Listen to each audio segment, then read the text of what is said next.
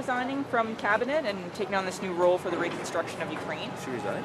Yes. I didn't hear. The Prime Minister just put out a statement. All right. I didn't know she had. So. What do you think her legacy is going to be? I want to think about that a bit. Okay. Thank you. Thank you. Leaving cabinet. What do you think of that? Well, she's made a decision. I think that after the leadership, perhaps she was already looking for alternatives, and perhaps this is the moment for her to make that choice. And what do you think of this new position that she's taking on, like an envoy to help with the reconstruction of Ukraine? What do you think her legacy is going to be? Well, I think part of her legacy will be bringing down Justin Trudeau. I think Canadians will remember that. I think Liberals will remember that, to be sure. And that has a significant imprint, I think, in the hearts and minds of a lot of the people engaged in the political process. With respect to other work, one thing that's for sure is this. I think no matter what party you're from, Canadians stand with Ukraine. That is clear as day, right from day one. The general public, my constituents, and the House of Commons, every single member came together to say that the war waged against Ukraine is an illegal war and spoke out against it. I am still the immigration critic for the NDP, and right out of the gate, we pushed the government to bring in special immigration measures for Ukrainians, and we're still pushing the government to do better in that regard, to be a strong ally in action and not just in words. Is there anything you'd like to add, Leah? No. Okay. Thank you. Can I ask you about the journalist who was suspended for saying on air that she believes the reason the U.S. is so compliant with Israel policies is because of how much Jewish money is in American politics.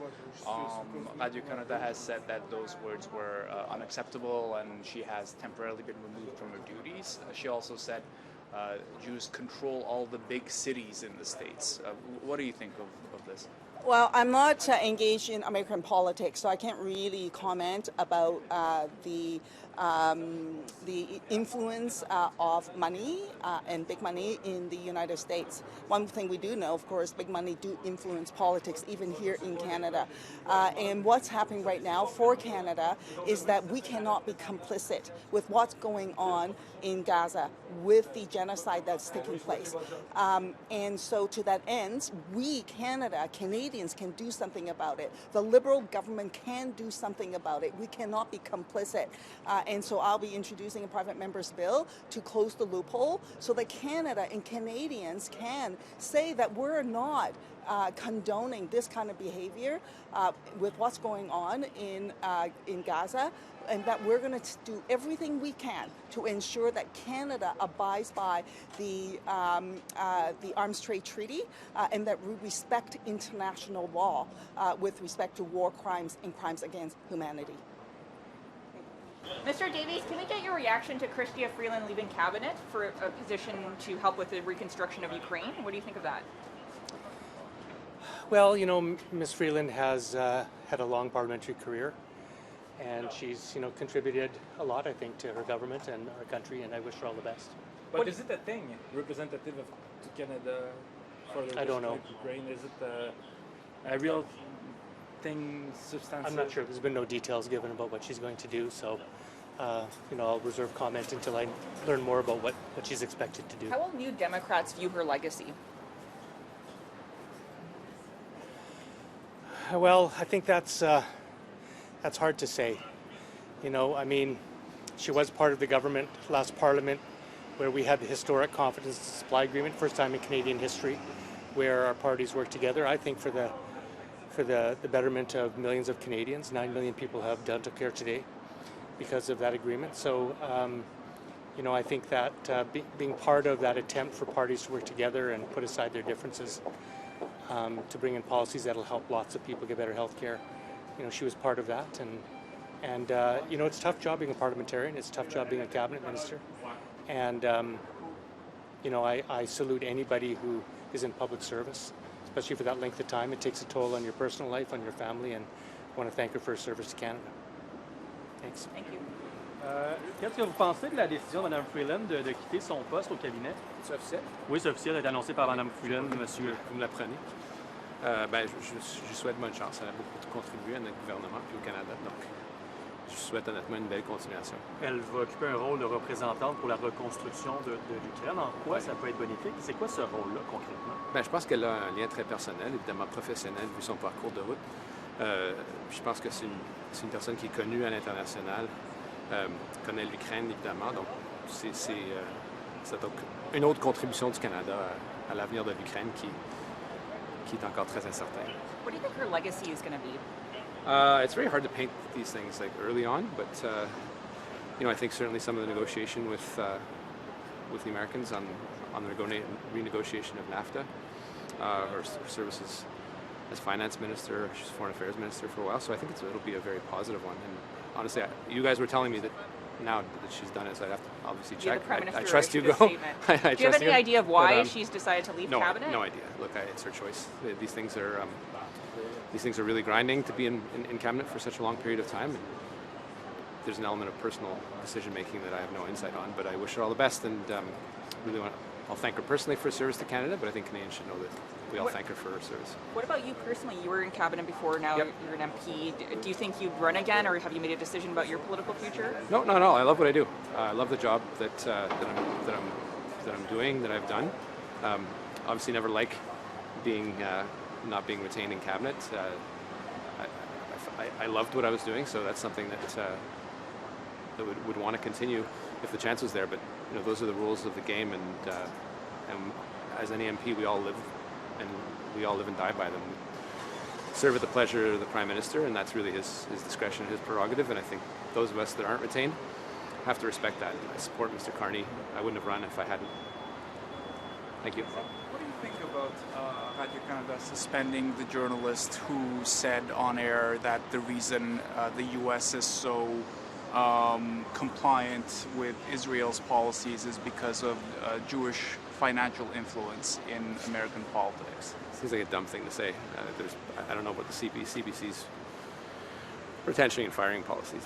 It's obviously a dumb thing to say, but reporters say dumb things all the time, and they don't get fired for it. So I don't know. I actually don't know, but it seems a bit reactionary. I haven't been following it that much. Okay, thank you. Can we get your reaction to the Prime Minister announcing that Chrystia Freeland is leaving cabinet for a role to help with the reconstruction of Ukraine? It'll be sad to see her go, but Chrystia is always one that wants to be challenged. This is something that she's passionate about. I'm sure she'll serve Canada well, and I just feel honoured to have had the chance to work so closely with her over the years. What do you think her legacy will be? Or what she will be remembered? The renegotiation of NAFTA. Being the finance minister through a very trying time, her passion for Ukraine, her insightfulness and intelligence.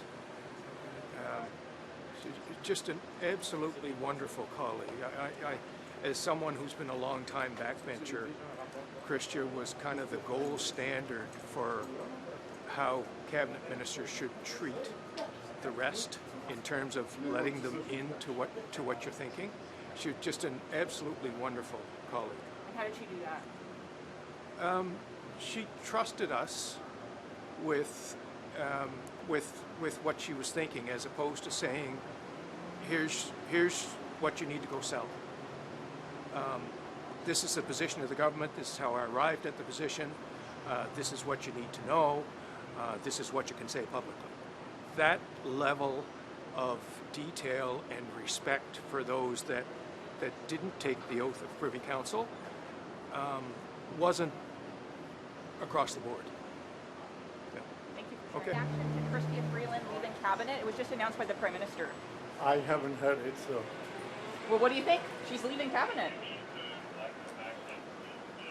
She was a good cabinet minister, and it's sad to see if she's leaving. Yeah. She's taking on a new position to help with the reconstruction of Ukraine while she stays on as an MP. What do you think of that role for her? Well, she's from Ukraine, or she has some relationship. I think she's doing a service to her community. And if that's what she thinks her priorities are, good luck to her. Yeah. And what do you think her legacy will be, her political legacy? As a senior minister in last cabinet, I think she did a lot of great work. And she was also a good finance minister in the last government. So that's all I have to say. Thank you. Well, congratulations to her. I know it's a terrible situation that's happening in Ukraine, but when it comes to getting a hold of a transport minister in this country, it's next to impossible. So now we're looking at the 5th transport minister under this government in what'll be 4 years. So I know that I've been trying to get a meeting with the transport minister on ship maintenance, ship repair, ship recycling capacity in my riding, and I can't get a meeting. So it means I'm not going to get another meeting for a long time because they're going to need to set up again. So I mean, now it's going to be the House Leader doing it on the side of his desk is what it sounds like. So look, we need someone in that position that's going to stay there and actually wants to help Canadians, especially when you live in coastal communities like where I live. It sounds like you don't have much nice to say about her legacy. No, I'm not going to comment about that. I wish her well, and I know she worked very hard to serve Canadians, whether I agreed with her policies or not. It's a difficult job. She took on some difficult files, but right now I need a transport minister that's actually going to meet with me on issues related to my riding and the serious risks that are posed to coastal British Columbia when it comes to aging derelict abandoned vessels and when it comes to vessels that need to be recycled in this country, and we can't get anywhere with this government. What do you think of Chrystia Freeland leaving cabinet for a new role to help with the reconstruction of Ukraine? I think Chrystia Freeland's an exceptionally qualified person for the new role she's taken on. She has always been a very valued colleague. Are you taking on a new role? Cabinet, that decision for her taking on this new role for the reconstruction of Ukraine. Look, I think that Chrystia is a great Canadian who broke a lot of barriers. She was our first female finance minister. She has a passion for Ukraine. I think that she's going to continue to do exemplary things and that we are so lucky to have her on Team Canada. And what do you think her legacy Thank you. Reaction to Chrystia Freeland leaving cabinet? Is it confirmed? Yes, there the you Prime go. Minister Well, released a statement. I think she's going to be doing a great job in Ukraine. I mean, she's been a total committed on that file for a long time, well before she got into politics. So I think she'll be helping out and helping Ukraine win this war. En français sur Blair, en français sur Madame Freeland. Madame Freeland est une personne extraordinaire qui, bien avant la politique, elle a été impliquée avec la question de l'Ukraine. Et puis moi, je pense qu'elle va faire une job fabuleuse et je la remercie pour son travail. Mais est-ce que c'est un départ ou est-ce qu'il faut comme retenir quelque chose du fait qu'elle s'en va, rentrée parlementaire? Écoutez, pour moi, ça c'est un ajout à l'international pour vraiment gagner cette guerre. Une chose qui est tellement comme limpide pour moi, il faut que l'Ukraine gagne. Tu sais, si on laisse Russie gagner, là, c'est une mauvaise nouvelle pour tout le monde à travers le monde. C'est une façon qu'elle peut ajouter. She hasn't passed away, you know. She still has a lot to do. Her but as a legacy will cabinet be minister, because she's been here for 10 years. She's been extraordinary. She's been a member of Parliament before then. She came by with some of the worst times for the Liberal Party. And she came and stood up and recounted, and she joined a third opposition party. And now she's a giant in Canadian politics. So I wish her the very best, and I thank her for all her years of service. Thanks. Merci beaucoup. Un nouveau rôle pour la reconstruction de l'Ukraine. Pardon? Madame Freeland a quitté son poste, vous en pensez quoi? Écoutez, c'est une nouvelle évidemment qui me touche un peu parce que j'ai travaillé beaucoup avec Chrystia au cours des dernières années. Et, je vais toujours me souvenir de tout le travail, de tous les efforts et de tout le talent qu'elle a mis au service du pays. Est-ce que ça jette de l'ombre sur la rentrée parlementaire du gouvernement libéral, selon vous, ce départ-là, la deuxième journée de la reprise des travaux? Non, mais je pense que on va avoir plus de précisions bientôt sur le travail qu'elle va faire prochainement. Mais si elle est à la hauteur des talents qu'on a vus au cours des dernières années, c'est une très bonne nouvelle pour le pays. Est-ce que ça va débarrasser d'elle? Non, je ne dirais pas comme ça. Je pense que Chrystia est encore jeune, plein d'énergie, plein de talent, et il va continuer à servir le Canada, peu importe la manière dont elle va choisir de le faire. Justement, vous parlez de reaction to Chrystia Freeland leaving cabinet. It was just announced by the Prime Minister. What do you think of that decision? I haven't seen the announcement yet, But as Christia's former parliamentary secretary, I have huge respect and fondness for her. I'm sure she's going to be doing something tremendous for Canada in her engagement. She is honorable. She's one of the smartest people I've ever met and ever worked with.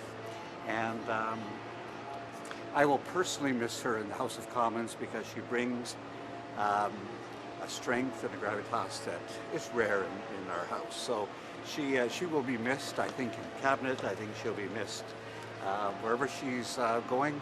Someone will have a great gift in Chrystia Freeland. The Prime Minister said she's going to be a special representative for reconstruction of Ukraine. So what do you think she can bring in that role? We don't have the details of that role yet. I don't have those details either, so I'd be hesitant to comment. However, I have been at conferences with respect to how we will go about rebuilding Ukraine. It is complex. It is difficult. We are still in a state of war. The destruction that Russia has done in this illegal war is horrendous. So we need someone who has her smarts, her intelligence. She speaks the language. She speaks it fluently. She knows the country. She has respect of Ukrainian people. So I can't think of anything better than for her to be doing that. So I'm very excited. Monsieur Oliphant, on sait qu'elle a peut-être une relation plus difficile avec le président Trump, par exemple, qui lui tente d'avoir des discussions pour l'appel là-bas. Est-ce que selon vous, ça pourrait jouer? Que ce soit elle, notre représentante là-bas en Ukraine?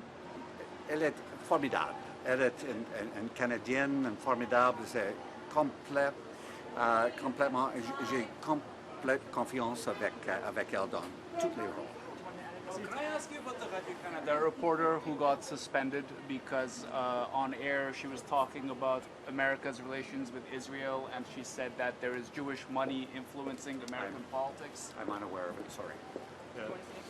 Yeah, I mean, Chrystia Freeland did more work on helping Ukraine. I was her parliamentary secretary when she was Minister of Finance and Deputy Prime Minister. She did a fantastic job. I know her heart is with Ukrainians, and she's really committed to seeing Ukraine get to the other side of this conflict, this war, this illegal aggression from Russia, that she really stands with the people of Ukraine, and that she's a creative thinker, a solutions-oriented person, a great leader. I think she'll do a great job, and she responded to me when I did over 40 meetings on the reconstruction of Ukraine through a group called the Peace Coalition, which is run by a Canadian Ukrainian who went to Kyiv during the war to try and help prepare for the rebuilding of Ukraine one day. Chrystia Freeland responded to every single email that I ever sent her about that. She was impeccable in terms of her attention to detail and her real commitment, and you can tell her heart's in it. I think she'll do a wonderful job. Thank you. Thank you. A wonderful friend, a great colleague, and she's going to continue to serve, and I wish her the best. And she's in a new role now for the reconstruction of Ukraine. What do you think she'll do in that role? What will she bring to it? Well, I think she brings three things. One, she brings, decades-long expertise in understanding the issues that not just Ukraine but the world are facing, number one. Number two, tremendous credibility. And number three, incredible tenacity.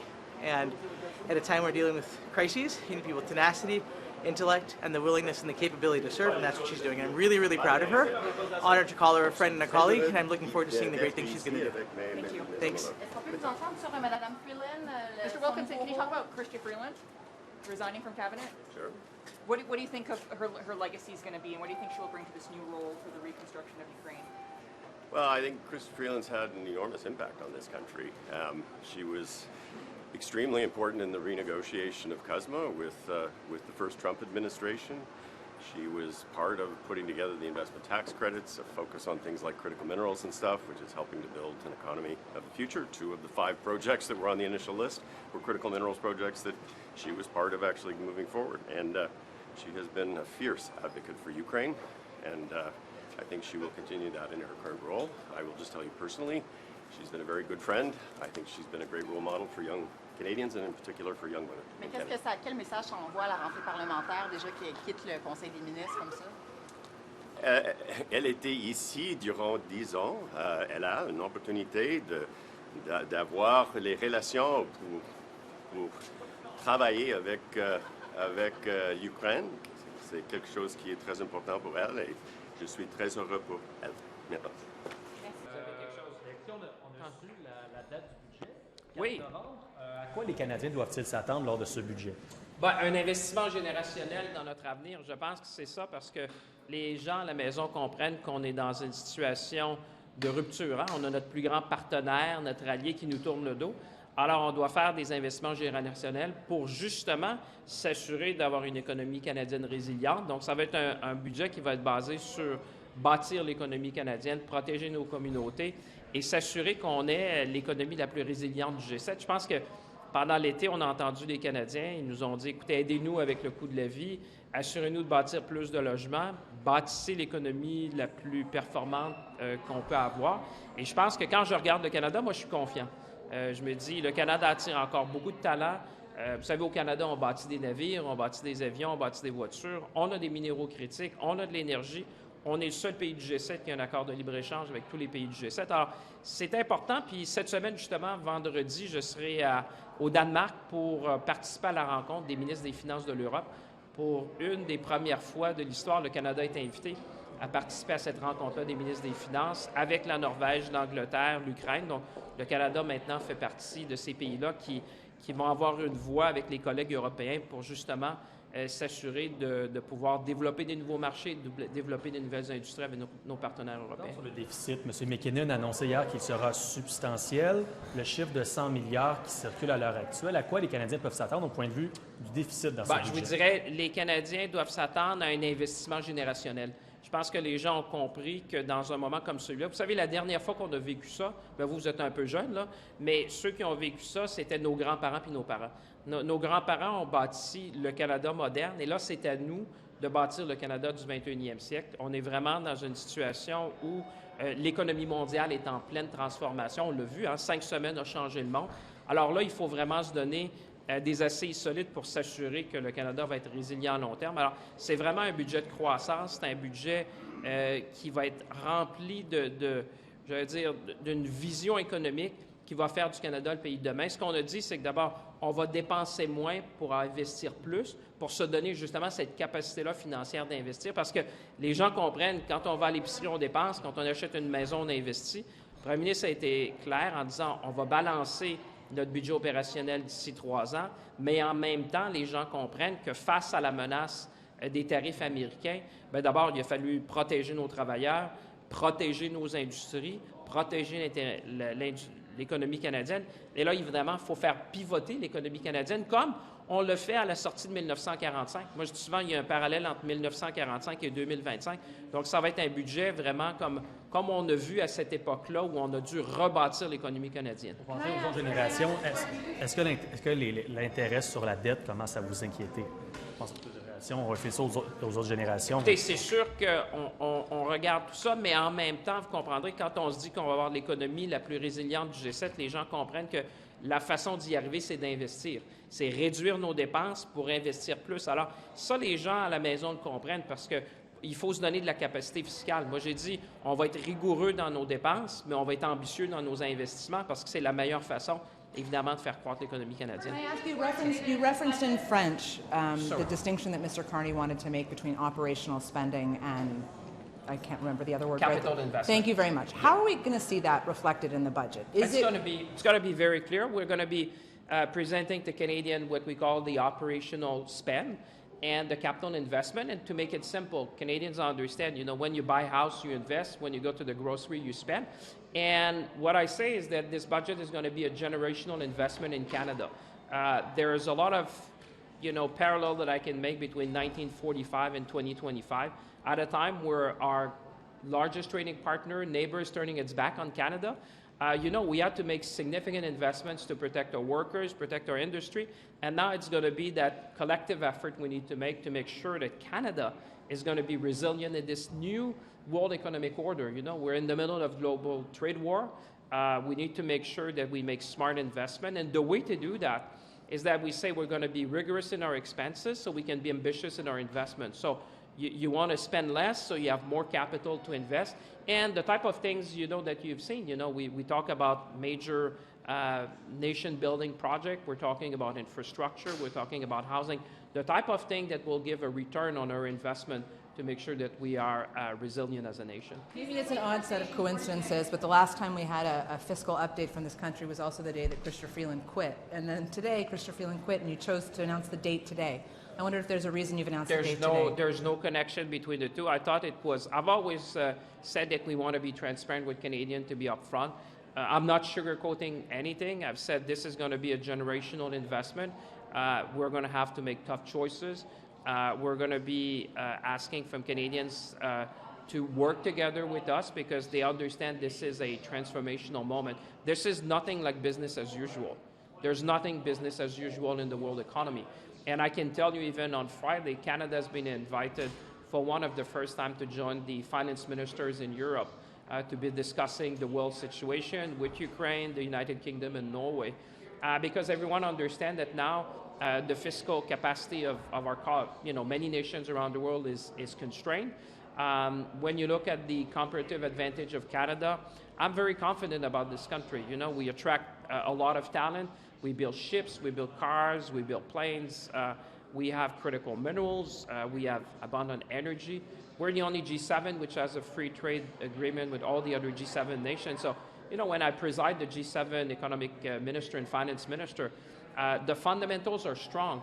But now, a bit like CDAO did it in 1945, now we need to reinvent ourselves. This is nothing like business as usual. We need to be ambitious in our investment, like I said, and rigorous in our expenses.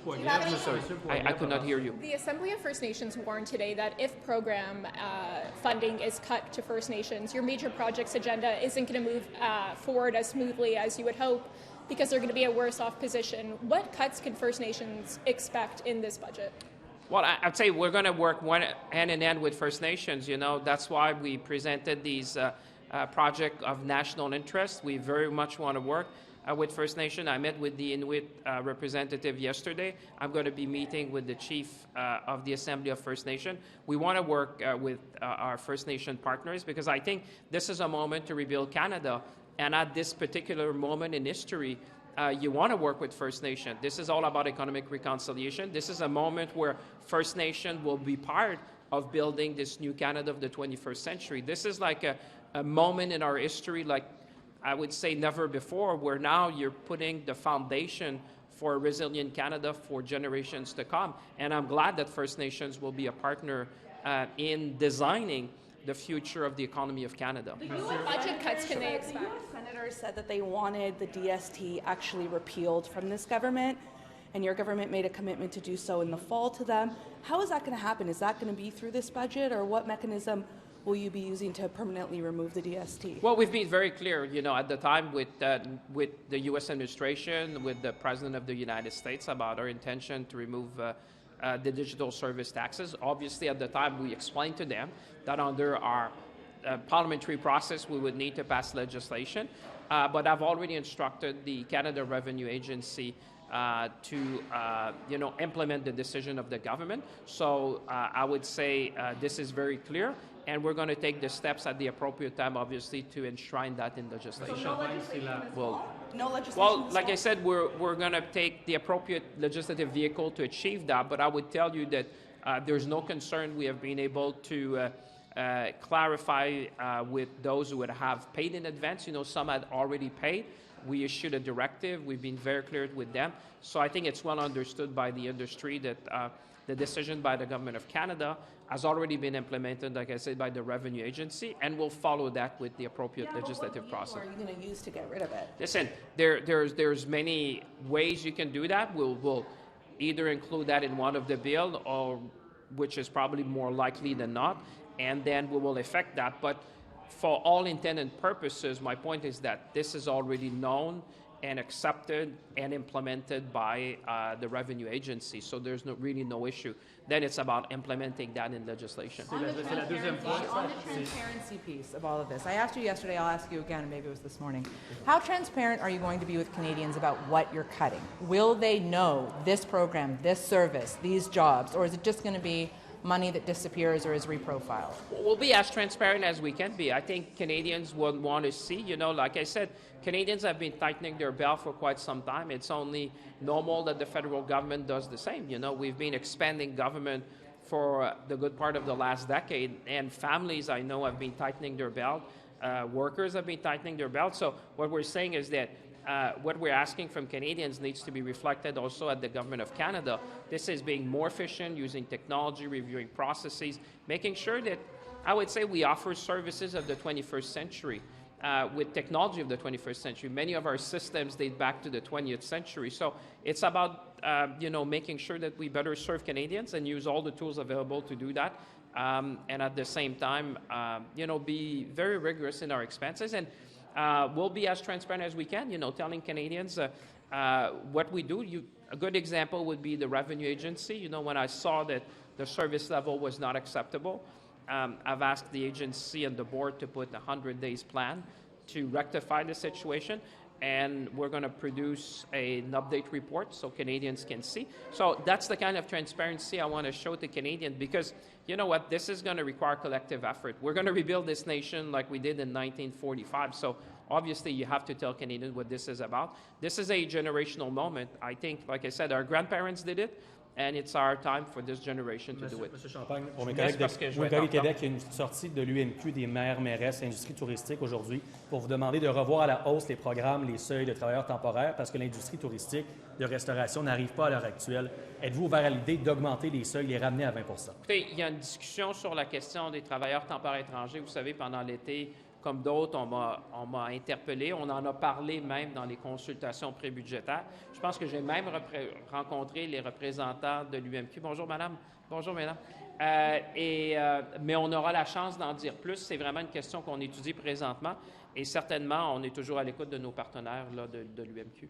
Merci tout le monde. Hein? Thank you very much. See you later. Ben, c'est sûr que ça fait des mois et des mois. Ça fait presque 1 an de retard. C'est sûr qu'on l'aurait souhaité à l'avance. Avec un petit clin d'œil en coin, je pourrais vous dire qu'on constate que le député de Shawinigan va déposer son budget le 4 novembre. Puis, c'est une blague de mauvais goût, je le reconnais. Oui. Est-ce que vous trouvez que ça crée une certaine incertitude quand même? Bien, l'incertitude existe depuis des mois et des mois. D'abord, rappelons-nous que ces gens-là devaient déposer un budget l'hiver passé. En fait, l'automne dernier, ils ont décidé de tout mettre en l'air pour finalement avoir un agenda politique partisan derrière ça. Pendant ce temps-là, on a vu que les déficits ont augmenté. Alors, on va parler de dizaines et de dizaines de milliards de dollars. On se dirige vers un déficit 2 fois pire que M. Trudeau. Qui l'eût cru? Le grand banquier de reconnaissance, ce qu'on voit, c'est que ça n'a pas de bon sens. Le grand banquier de réputation internationale fait pire que le professeur de théâtre qui était M. Trudeau. Alors, c'est ça la réalité. En bout de ligne, c'est les Canadiens qui vont payer pour ça. Merci bien. Le 4 novembre au soir. Oui, on a tous le clin d'œil en tête. Excusez-moi. Mais est-ce que vous trouvez que ça cause une certaine incertitude quand même d'avoir un budget si tardif? Mais nous, au NPD, déjà depuis le mois de mai puis juin dernier, on demandait un budget. Ça commence à faire longtemps que le gouvernement fédéral n'a pas mis tous les chiffres sur la table pour que les citoyens et les citoyennes sachent exactement où on en est puis où est-ce qu'on s'en va. C'est très tard, le 4 novembre. On trouve ça vraiment, ça amène de l'incertitude. Puis les gens ont le droit de savoir. Merci. C'est bon? In English as well? Oh, yeah. Just on the budget being tabled November 4th, in your thoughts? Yes. In fact, it's really late. We should have a budget last spring. I understand that it was a federal election, but even in May and June, the NDP were asking for a budget. Citizens and people in Canada needs to know where we are and where we are going from now. And November, it's a little bit too late for us. I haven't heard about this, and so I have to speak in generalities because I don't know this particular person's story or why these things have happened. But what I can say is that we have seen in the numbers a profound rise of anti-Semitism in this country, and that's just not okay. I mean, people need to feel safe in their communities, and anti-Semitism has no place in our public narrative. Okay. Can I ask you about the temporary foreign workers program? Some business leaders are calling for the federal government to ease some measures because they're saying we're having a hard time hiring people. So what are you saying to them? Well, I mean, listen, you see the Conservatives, whipping up fear in Canadians' hearts about the safety of their own jobs, actually using the temporary foreign worker program. And the first thing I would say is that the temporary foreign worker program actually represents a very small number of workers in our Canadian economy. It's less than 1% of our workforce. We've seen a 70% reduction in temporary foreign worker applications being approved, and indeed people are not applying in the volumes that they used to, understanding that the rules have changed. The second thing I just say is that the program is designed so that employers have to demonstrate that they have searched for Canadians first, including advertising requirements, including interviews with the department, and follow-ups and inspections when there's a suspicion of abuse of the program. And in fact, there is a tip line, so any Canadian can report the misuse of the program or the alleged abuse of a temporary foreign worker, which sadly does also happen. The third thing I would just say is you're absolutely right. We're hearing from some areas in this country that have very tight labor market that they need temporary foreign workers in a variety of different sectors to make sure that their businesses can continue to operate. And that's why driving a narrative that all temporary foreign workers is bad is actually really dangerous to the Canadian economy. I agree, the program has to work fairly and Canadians have to come first for any available labor. But we also want businesses to stay in business and to thrive because they're also hiring Canadian workers. And so getting that balance right is exactly what we're working on now. Thank you very much. Reporter made on a live broadcast. Can we get your reaction to that? I actually haven't heard the comments made. Can you tell me what the comments were? Yes. Essentially, in a live broadcast, she was doing a live hit about Secretary of State Marc Rubio's visit to Israel, and she said comments such as, Jews, they control Hollywood, Jews, they control the government, and things, just references to anti-Semitic tropes in a live report. I see. I think you asked me earlier today a similar question on my way into the House. And so with respect to comments made, obviously what we want to do is to make sure that we don't further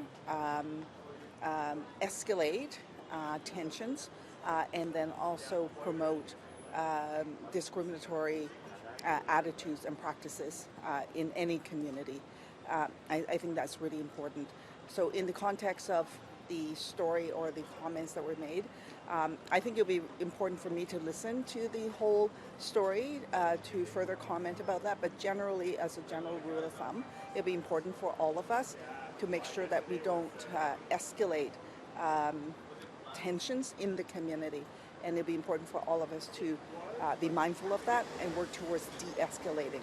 I think some of the challenges going on right now in the global community is extremely intense and emotional. I mean, just over here by the House of Commons, there are people protesting, and then with names of children who's been killed in Gaza, and to commemorate them, to remember them.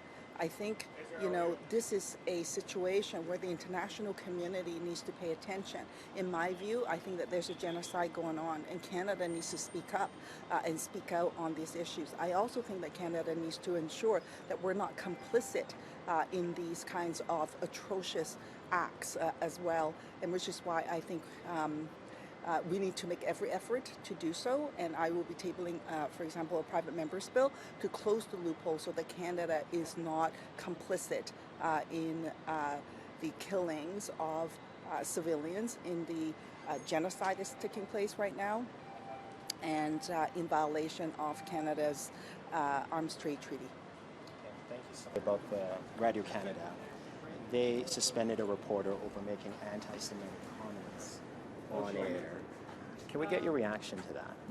I have not seen or read about it, so I don't know if I can comment. But generally speaking, there is a rise in anti-Semitism over the last several years that's deeply problematic. The safety and security of the Jewish community in Canada is critically important, and I'm saddened to hear of yet another story of anti-Semitism in Canada. We're, as a government, we will be bringing forward legislation to better keep the Jewish community safer in Canada, including ensuring they have access to place of worship, community centers, and so on. As I've met many different communities, Jewish communities across Canada, in Vancouver, Toronto, Montreal, Hamilton, and other places. And I recognize the difficult time that the community is facing right now. And places such as Radio Canada and other institutions should take decisive action when issues of anti-Semitism are brought to their attention. Okay, I appreciate your comments. Really, really thoughtful. Thank you. How are you? Look, I think... Sorry. Yeah. Yeah, we just... Look, Chrystia Freeland was a very important part of our caucus. She was one of the first MPs to be elected in 2014 as part of the Liberal Party's return to government and to opposition, to official opposition. So someone I've worked with for many years and whose work speaks for itself. She was held some very important responsibilities, and she's made a very personal decision that I respect and I support. And I wish her the best in her new endeavors, and I know she will do a phenomenal job as a special representative to Ukraine. Thank you. Thank you. Thank you.